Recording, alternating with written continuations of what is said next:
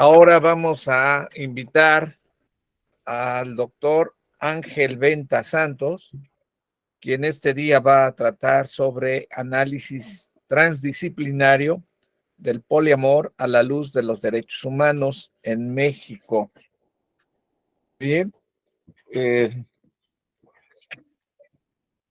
ya está con nosotros el doctor Ángel Venta Santos. Él es profesor, abogado litigante y doctor en Derecho con la mención cum laude por la Benemérita Universidad Autónoma de Puebla, maestro en Derecho con terminal en Derecho Civil y Mercantil. También obtuvo la distinción cum laude en la Benemérita Universidad Autónoma de Puebla. Experto en Derecho Civil por la Universidad Nacional Autónoma de México, perito en grafoscopía y grafología forense, miembro de la Unión Nacional de Juristas de Cuba, ponente y conferencista internacional, presidente de Maleuac, Asociación Civil, labriego del Derecho. Actualmente cursa una estancia postdoctoral en la División de Ciencias Sociales y Humanidades en la Universidad Juárez Autónoma de Tabasco. Bien, pues recibámoslo con un fuerte aplauso al doctor Ángel Venta Santos. Adelante. Muchas gracias, doctor Rafael Sánchez Vázquez. Muy buena tarde a todos los presentes. Agradezco en primera instancia la invitación a participar en este encuentro académico internacional y nacional Tendencias Actuales del Derecho al doctor Rafael Sánchez Vázquez, un gran jurista, emérito por parte del Consejo Nacional de Humanidades, Ciencia y Tecnología, pero sobre todo un gran ser humano con quien he tenido la oportunidad de participar en diferentes actividades académicas, ya que, bueno, el doctor Sánchez Vázquez fue mi profesor en la licenciatura en Derecho, en nuestra alma mater, la Facultad de Derecho de la Benemérita Universidad Autónoma de Puebla. Fue también mi tutor en la maestría y en el doctorado, a quien protesto de manera atenta y respetuosa mis más amplios respetos y mi admiración. En un segundo momento, el tema a disertar, como bien ya lo comentaba el doctor Rafael Sánchez Vázquez, es el análisis transdisciplinario del poliamor a la luz de los derechos humanos en México.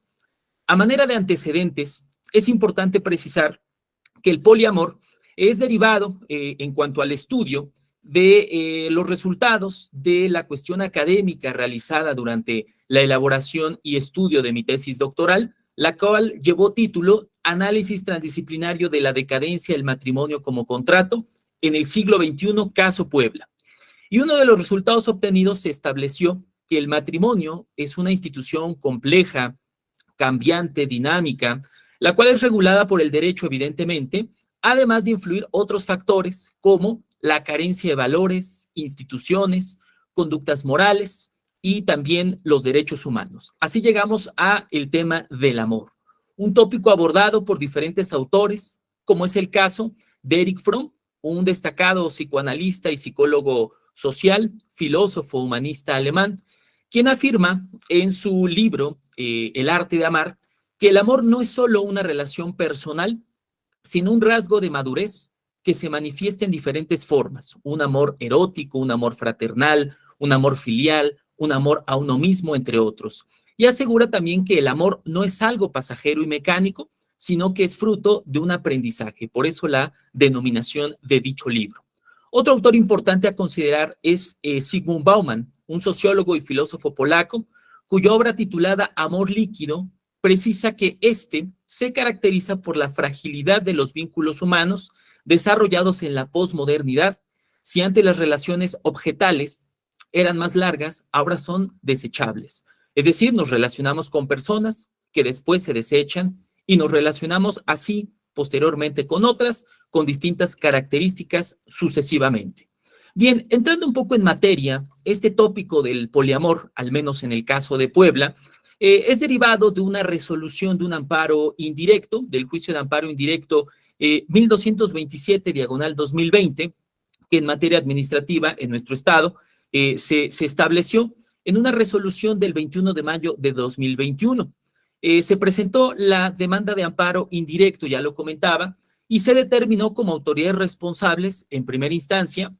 el Congreso del Estado de Puebla, y en un segundo momento al gobernador del estado de Puebla. El acto reclamado fue el decreto publicado en el periódico oficial del estado el 10 de noviembre del 2020, a través del cual se reformó el Código Civil para el estado de Puebla, en específico los artículos 294 y 299 de dicho ordenamiento legal. Y se estableció la parte quejosa, señaló que se vulneran dicho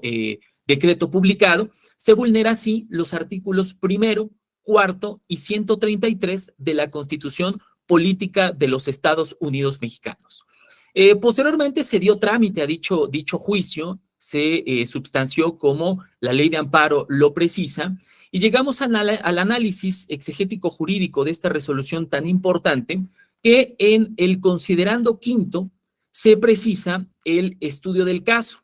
determinando que se procedieron a analizar, ya lo decía, los conceptos de violación,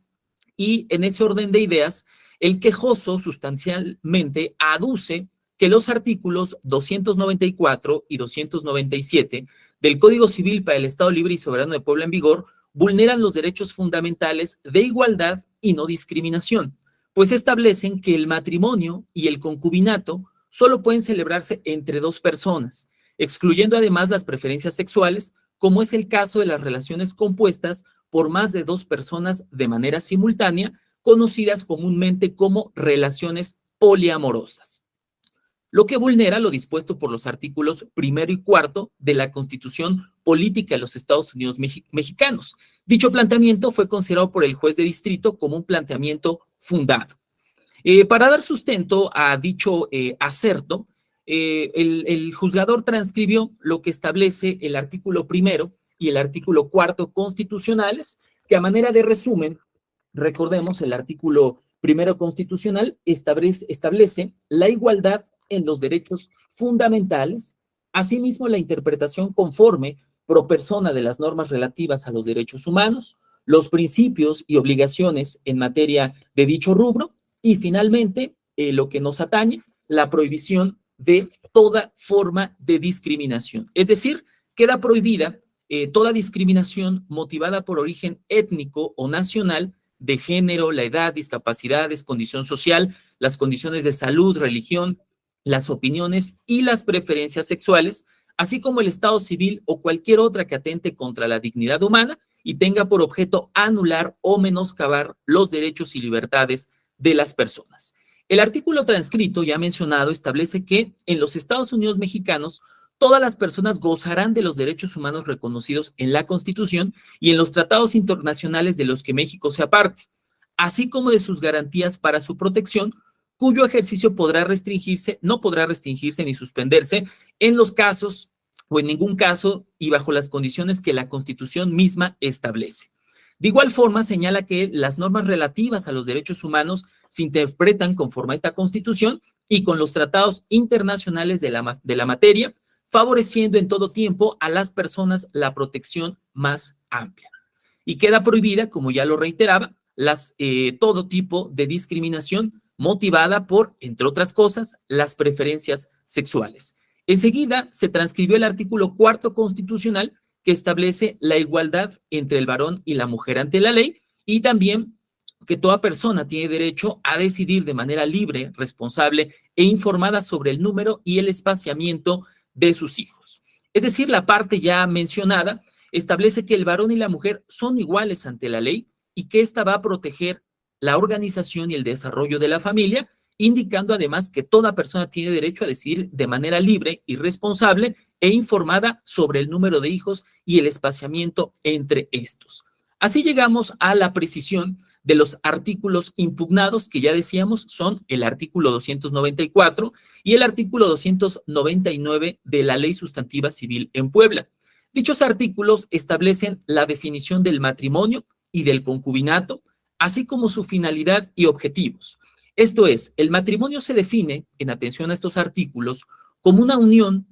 a manera de contrato civil del cual deriva una sociedad conformada por únicamente dos personas. Anterior a esta reforma, recordemos, este artículo establecía que era entre un solo hombre y una sola mujer. Posterior a este decreto, se precisó que es únicamente entre dos personas, cuyo fin es ayudarse a la lucha mutua por la existencia, mientras que el concubinato es la unión de hecho entre dos personas que, estando en aptitud de contraer matrimonio entre sí, no lo han celebrado en los términos que la ley señala y hacen vida en común de manera notoria y permanente, situación que podrá demostrarse si han procreado hijos o han vivido públicamente como cónyuges durante más de 2 años continuos. De este modo, los preceptos legales ya comentados, al definir las instituciones del matrimonio y del concubinato, contienen una distinción basada en una categoría sospechosa, es decir, algunos de los criterios enunciados en el último párrafo del artículo primero constitucional, que son las preferencias sexuales,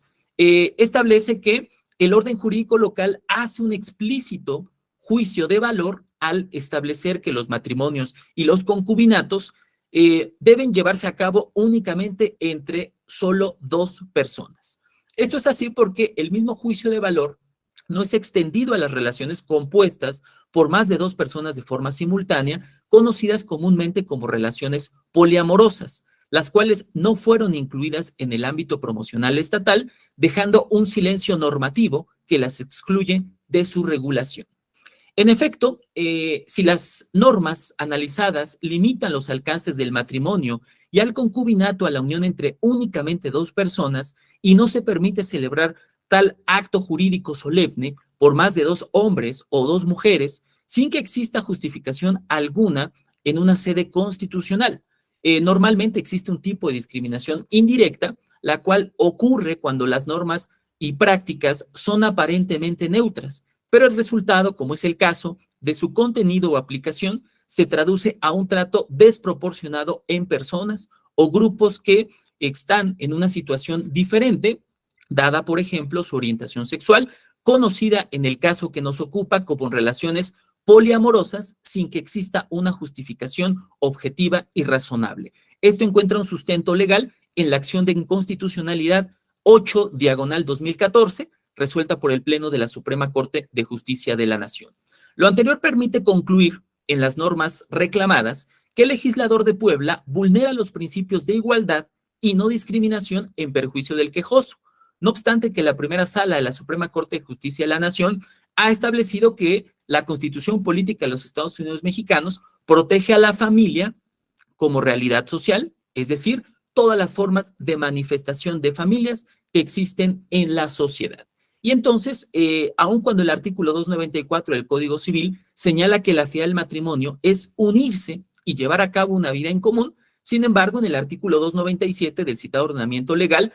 condiciona la existencia del concubinato a la procreación de hijos o a la vida pública como cónyuges durante más de 2 años continuos, lo cual ya la Suprema Corte de Justicia de la Nación, a través de su primera sala,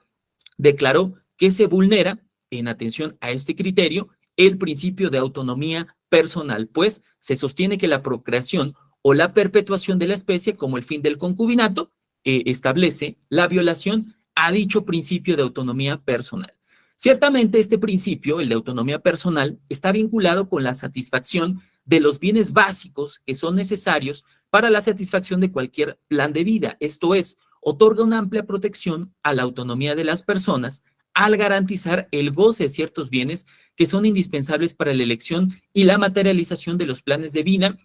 de los individuos que se proponen. Ahora, ¿por qué es importante la regulación del tema del poliamor? Bueno, esto tiene que ver con que